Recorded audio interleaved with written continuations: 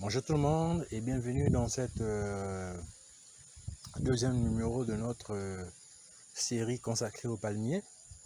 Alors aujourd'hui, nous allons plus nous concentrer sur comment faut-il faire un balai artisanal. C'est vrai qu'il y a plusieurs modèles, mais comment faut-il faire un balai artisanal avec une branche de palmier? Bon, nous on va commencer d'abord par identifier d'abord, pour un premier temps, la branche qui nous servira. Voilà. Alors, il s'avère que pour un début, il faut savoir choisir les branches parce que il est question aussi d'avoir des tiges assez solides et des tiges qui vont bien servir pour que lorsque ce sera assemblé, que le balai soit assez compact, assez lent et donc assez efficace au cours de l'exercice des tâches quotidiennes ou encore ménagères. Bon, nous avons ici un palmier déjà qui nous offre différents types de branches. Voilà. Nous avons un deuxième. Et nous avons un troisième. Voilà. Donc, nous avons le choix. Par exemple, celui-là, il est assez mature, il est assez grand. Donc, on peut couper une branche par ici. Et ça va nous servir au moins pour les tiges. Autre aussi, on peut chercher par là. Voilà. Une bonne branche. Ou disons, parce que là, on a beaucoup. S'il faut assembler en termes de branches, on a besoin de plusieurs types de branches pour avoir au moins un tas vraiment assez touffu. Le nombre varie effectivement. Je ne pourrais peut-être pas vous dire quelle est la quantité des branches, mais tout dépendra du volume que la personne voudrait faire et qu'est-ce qu'il veut réellement comme style de balai et comme épaisseur en termes de leur tige. Bon, sans plus tarder, je vais commencer déjà par couper une branche. Voilà. Je vais commencer par celui-là. Il n'est pas aussi bizarre que ça. Donc, voilà. Voilà. Donc, on va faire au fur et à mesure et couper au fur et à mesure et commencer le processus. C'est parti. Okay. La seconde étape, une fois que la branche est coupée, c'est vrai qu'on va couper plusieurs branches de ce type là, consistera à éplucher les brins qui sont ici.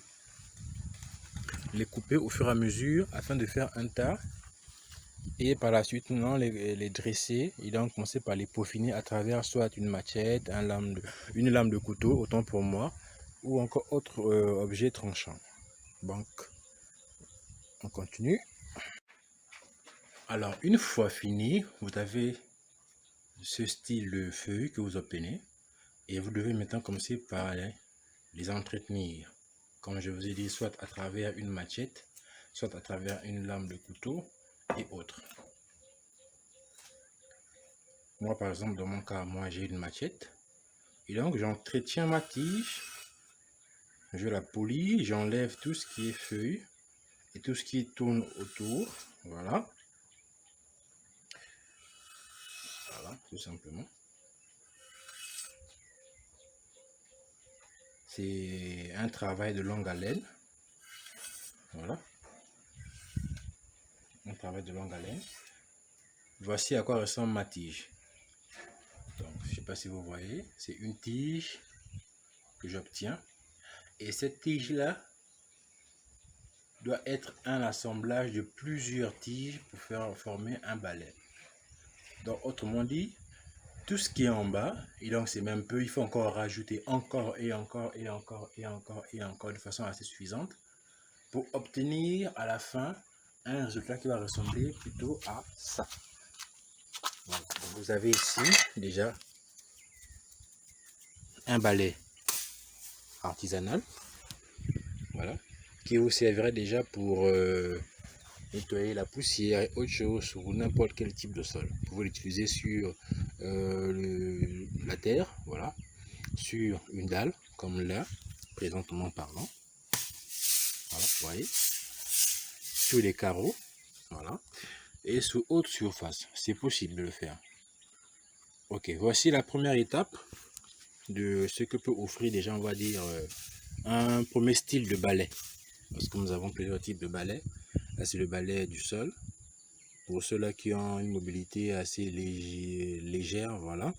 Et pour ceux-là qui n'ont pas un problème de s'accroupir ou encore de se courber un peu pour balayer, c'est déjà une première option. Toujours est-il qu'il y a une deuxième option et ça c'est plus subtil parce que ça demande plus de travail et pour le même résultat. Et cela correspond effectivement à un balai de standard avec manches et autres. Mais la fabrication est un peu plus différente dans le sens où les tiges sont plutôt regroupées à la verticale, pas comme ça entrelacées, mais à la verticale comme si c'était mis debout. Et après, nous tissons tout un lien. En tout cas, vous aurez le temps de vouloir voir à quoi ça ressemble. Comme ça, au moins, si vous êtes dans un endroit assez, disons, pas habituellement, qui vous êtes, disons, un endroit tout simplement auquel vous n'êtes pas habitué et que vous voulez avoir l'instinct de survie pour pas mal d'astuces, voici déjà une première étape et la prochaine sera pour la prochaine fois. Voilà. Je ne sais pas si j'ai été un peu convaincant par rapport à cette vidéo-là, mais toujours est-il que vous avez déjà la première étape et rendez-vous pour la prochaine fois pour un nouveau numéro. Je vous remercie et à la prochaine.